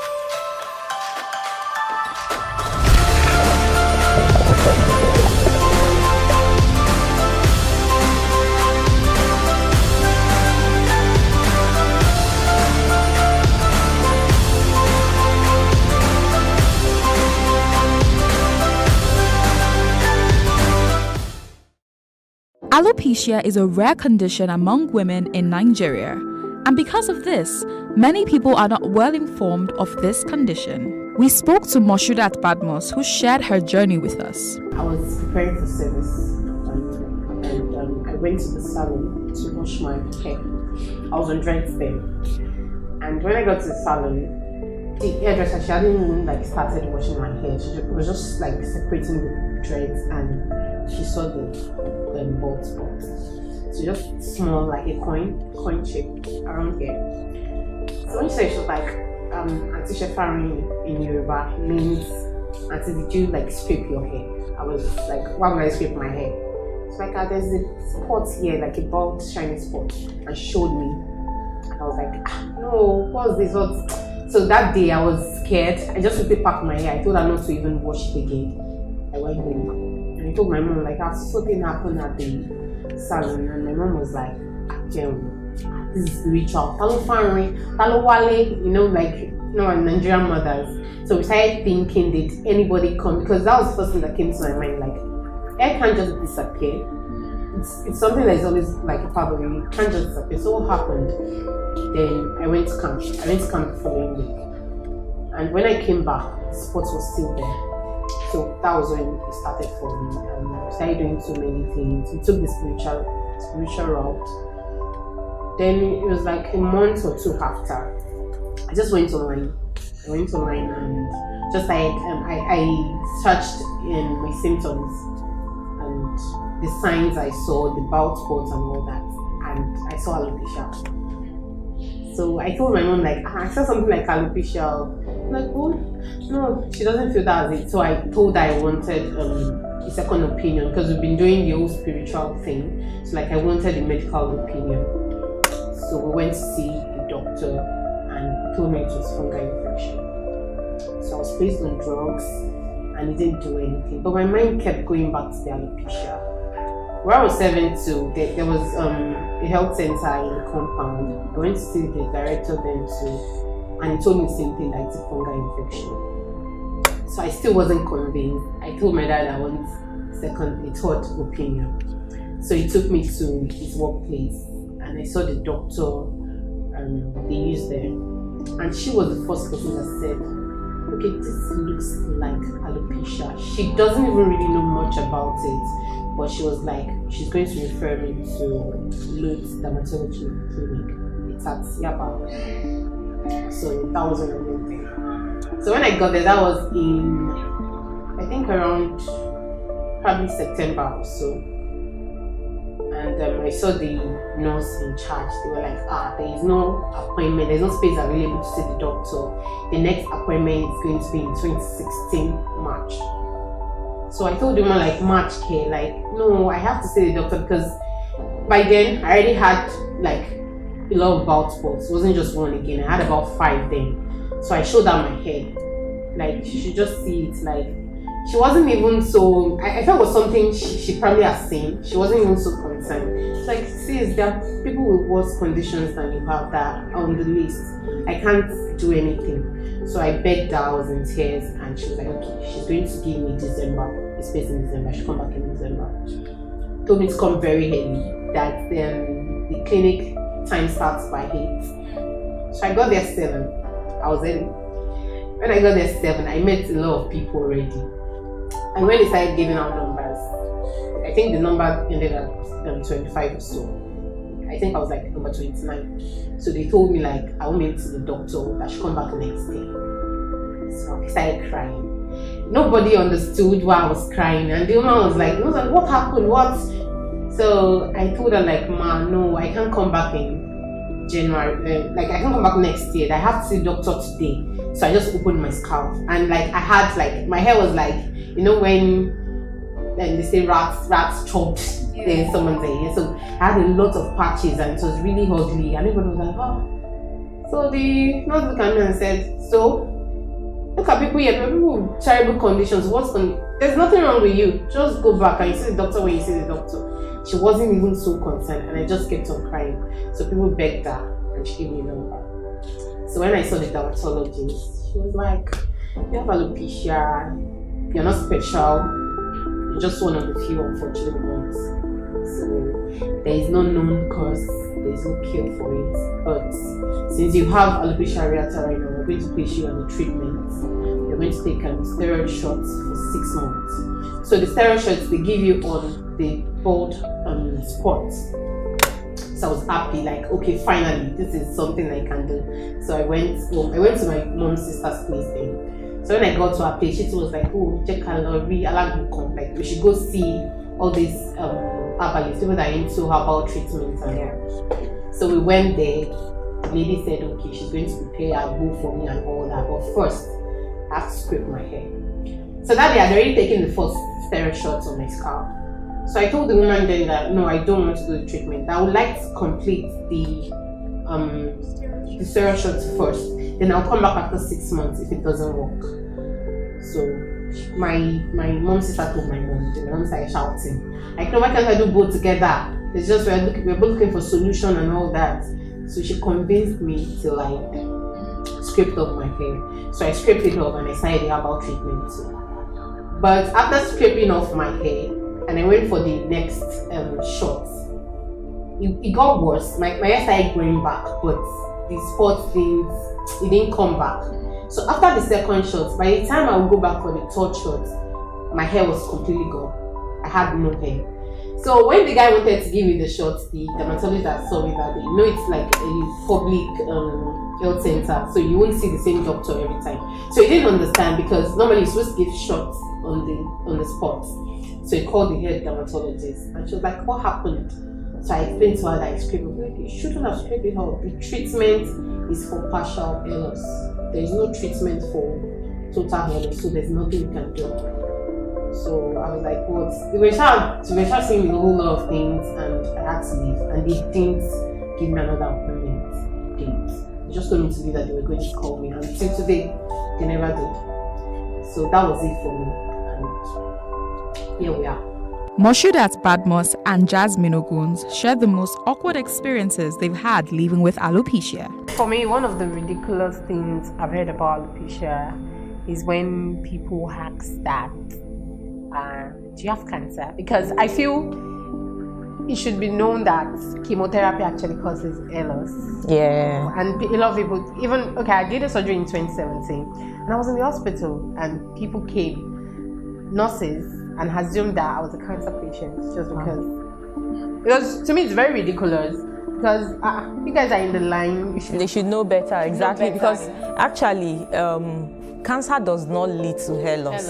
What leads to hair loss is the chemo treatment, and for survivors they grow their hair back because what chemo does is it kills the cells, and you know, in the process of killing the cells, it kills the hair follicle as well. So at that point the victim loses his or her hair.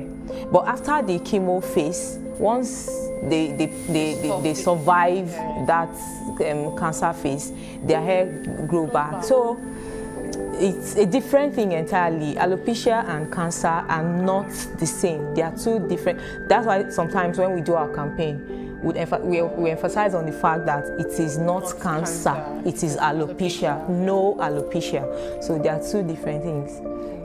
Yeah, one ridiculous thing I've heard was when one spiritualist said, someone took my hair to the ocean. Now my hair is under the water, you know, and I tried to sound sarcastic too because it didn't make any sense to me. I was like, okay, please tell me the person that took my hair to the ocean so that I can beg the person to give me my hair back.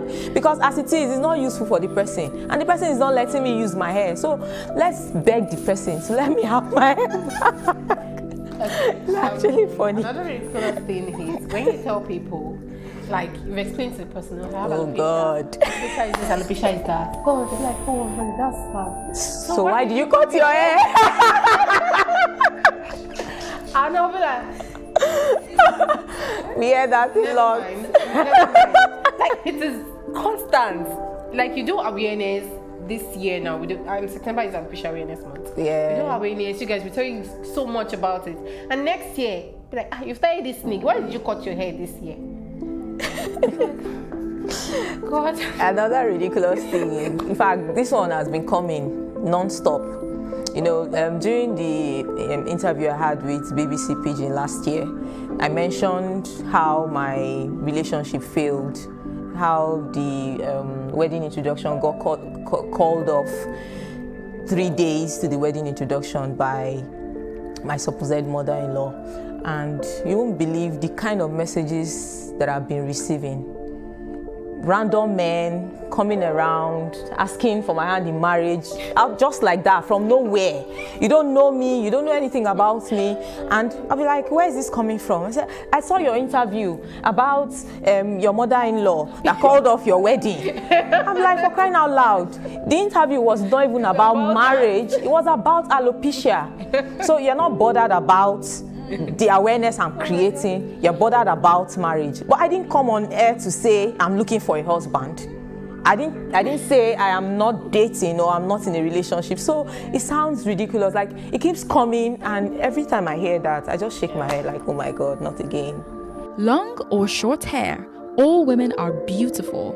We need to create more awareness surrounding alopecia and eliminate every form of stigmatization towards those living with alopecia.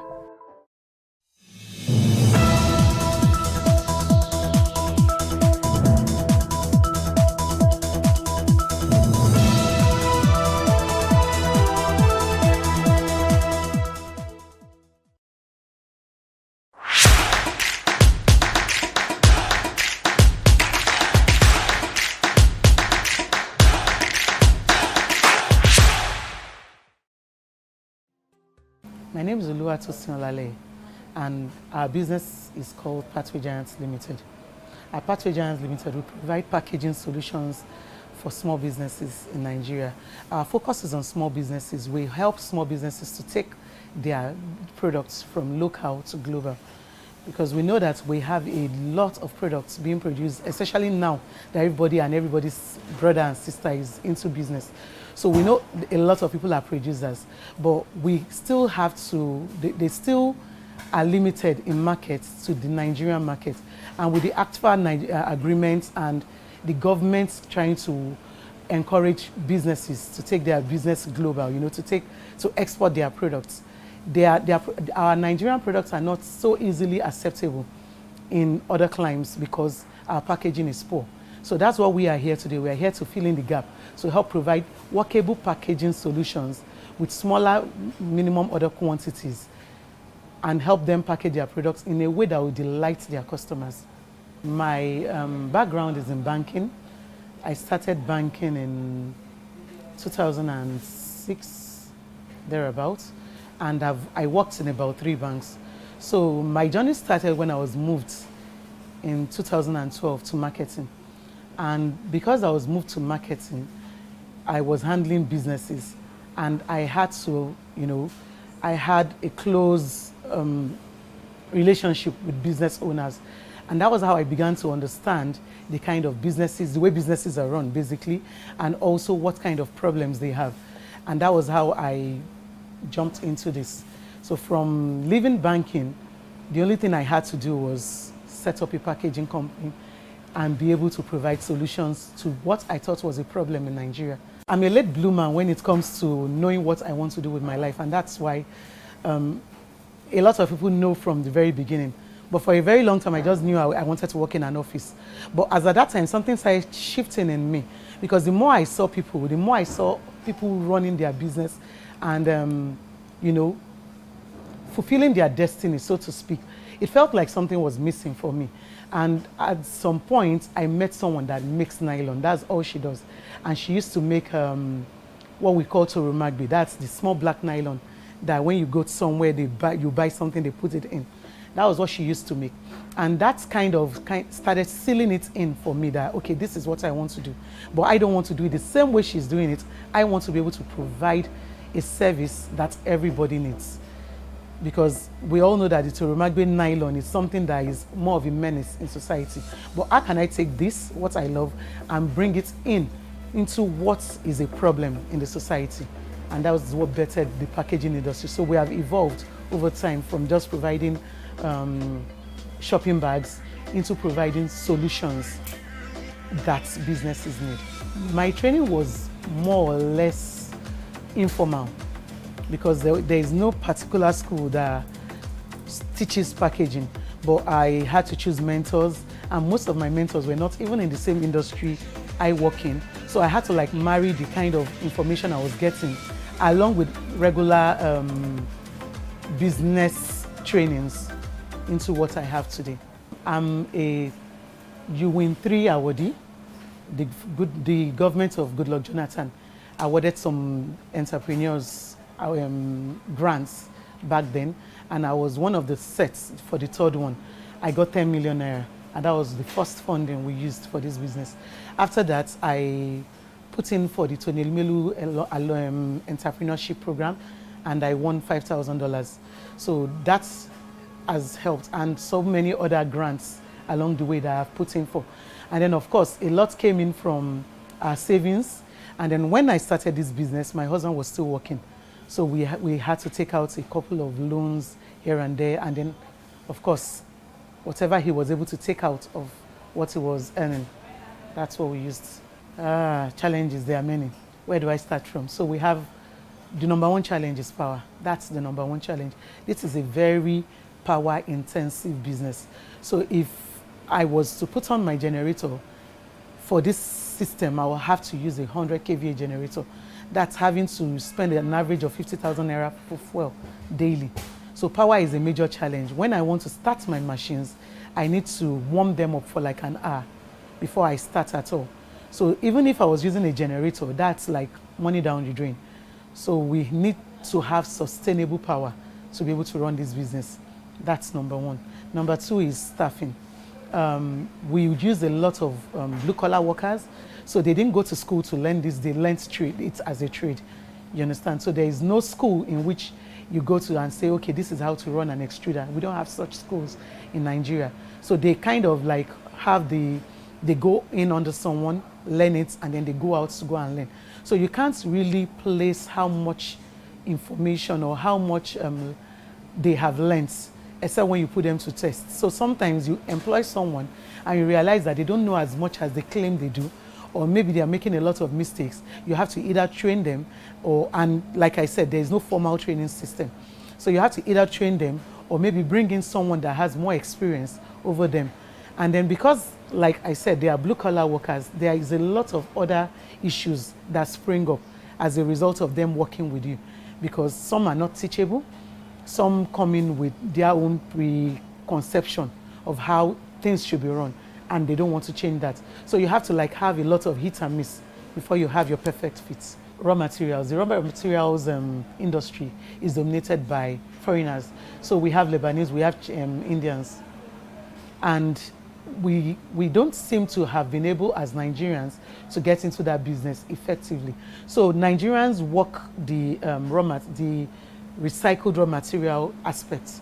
But even when you go outside the country, into China, Dubai, anywhere where all these things are shipped from, and you try to get in there and say, I want to ship, they tell you, no, go to this person that is probably Lebanese, that is working in Nigeria. So one way or the other, they kind of dominate the space, and by dominating the space, they dominate the price. They also own factories. So they kind of control things. They control the pricing of what we sell. They can flood the markets at any time with their own products. Meanwhile, they are the ones still selling raw materials to us at a higher price. So we need a space in which Nigerians are also playing in this space, so that it's more, you have more competition, more healthy competition in that space. First of all, I would say that paper bags are from trees. So if you're using paper bags, they are causing deforestation, and that means you're not helping the environment either. So there is this misconception that, okay, if you use plastic bags, that means you are not helping the environment. That's far from true. The problem we have with everything is that we don't reuse, we don't reduce what we use, we don't reuse, and we don't recycle. The moment we can do these three things, whether for paper bags or for plastic bags or for plastic bottles, then the world will be a better place. The person that started the plastic bags, that invented it because he didn't want them to kill off all the trees to make paper bags. So he invented a plastic bag that could be reusable. The problem started when we started using them as single use. Now, my own industry, like I showed you earlier, we have most of the raw materials we use, especially for our garbage bags and other non-food grade products, are raw materials from recycled products. So the problem in Lagos, I would say Lagos because I don't want to use Nigeria as a whole, is being able to access this waste, because most of it goes to the dumps. And when it goes to the dump, I can't use it anymore because a lot of other chemicals have infused into it. Can we have a place where we can take this raw material, this waste from source? If we can take it from source, then we can recycle and reuse them into bags that we can still use. So for me, I would believe that if we can have a government that would look into resolving the problem and not just taking out, stop banning plastic products. Because I'll put it to you that a paper bag is what, if you're going to buy a paper bag for a particular nylon bag size, then you're going to be paying like 4, 5, 6 times the price you would have paid for the nylon bag. And the nylon bag is more reusable than the paper bag. I mean, the paper bag space too. So I wouldn't want my business to go down, but it's supposed to be a case of education, one, and then having the proper systems in place to collect and separate waste. If we can collect and separate waste from mushy markets, where a lot of nylons and a lot of plastic bottles are being thrown away and thrown into our sewage system, then people like me, we are happier because that means my raw materials are cheaper. It's the advice I give myself every day. Sometimes I ask myself, well, what am I doing here? Why am I here? Especially when, the electricity company rears its ugly head and we have power outages or they are simply messing up our plans. I'll tell you, just hang in there. We believe in Nigeria, right? We believe that Nigeria can get better. And I'll consider myself a youth in this case. We, the youths, are the ones that can make it better. So if we all pack up and go, what will happen tomorrow? Would there be no Nigeria? Because we can go there and we can make it happen. It's harder here, yes. You have to strive more. You have to work at it more. But it's still doable. We still have businesses that are selling we still have companies that are selling their businesses for thousands and thousands, hundreds of thousands of dollars. So if they can hang in there, then we can hang in there. And then we can, leverage on one another. Let's collaborate. Instead of looking at each other as competitors, let's look at each other as collaborators. For example, if anybody wanted to go into this industry, because it's so power and capital intensive, I tell them, why don't you let me produce for you? I'll produce for you at a cheaper rate. You can go on and market. So if we can do that, like if you have a business, another business I'm so passionate and interested in is the food business, because we have a lot of waste and we have some companies that they process these products and they package. So why are you in your little corners trying to, pack it in nylon? And people are telling you your packaging is not nice and you're wondering what else can you do? Why not go to this kind of person? She already has, our place is already NAFDAC approved. Every other approval is in place. Go there with your raw material, go there with your packaging. They package for you and you are home free. So why do we all have to go into the nitty-gritty parts of each business? You can leverage on each other's spaces and, sell. The selling, the market is where the problem is. Anybody can do anything, but if you can have your market, then you don't even have to have the product. Get someone that has the product. Push. That's the advice I have for people. So it has been a long journey because you have to earn the trust of your customers. But we started small.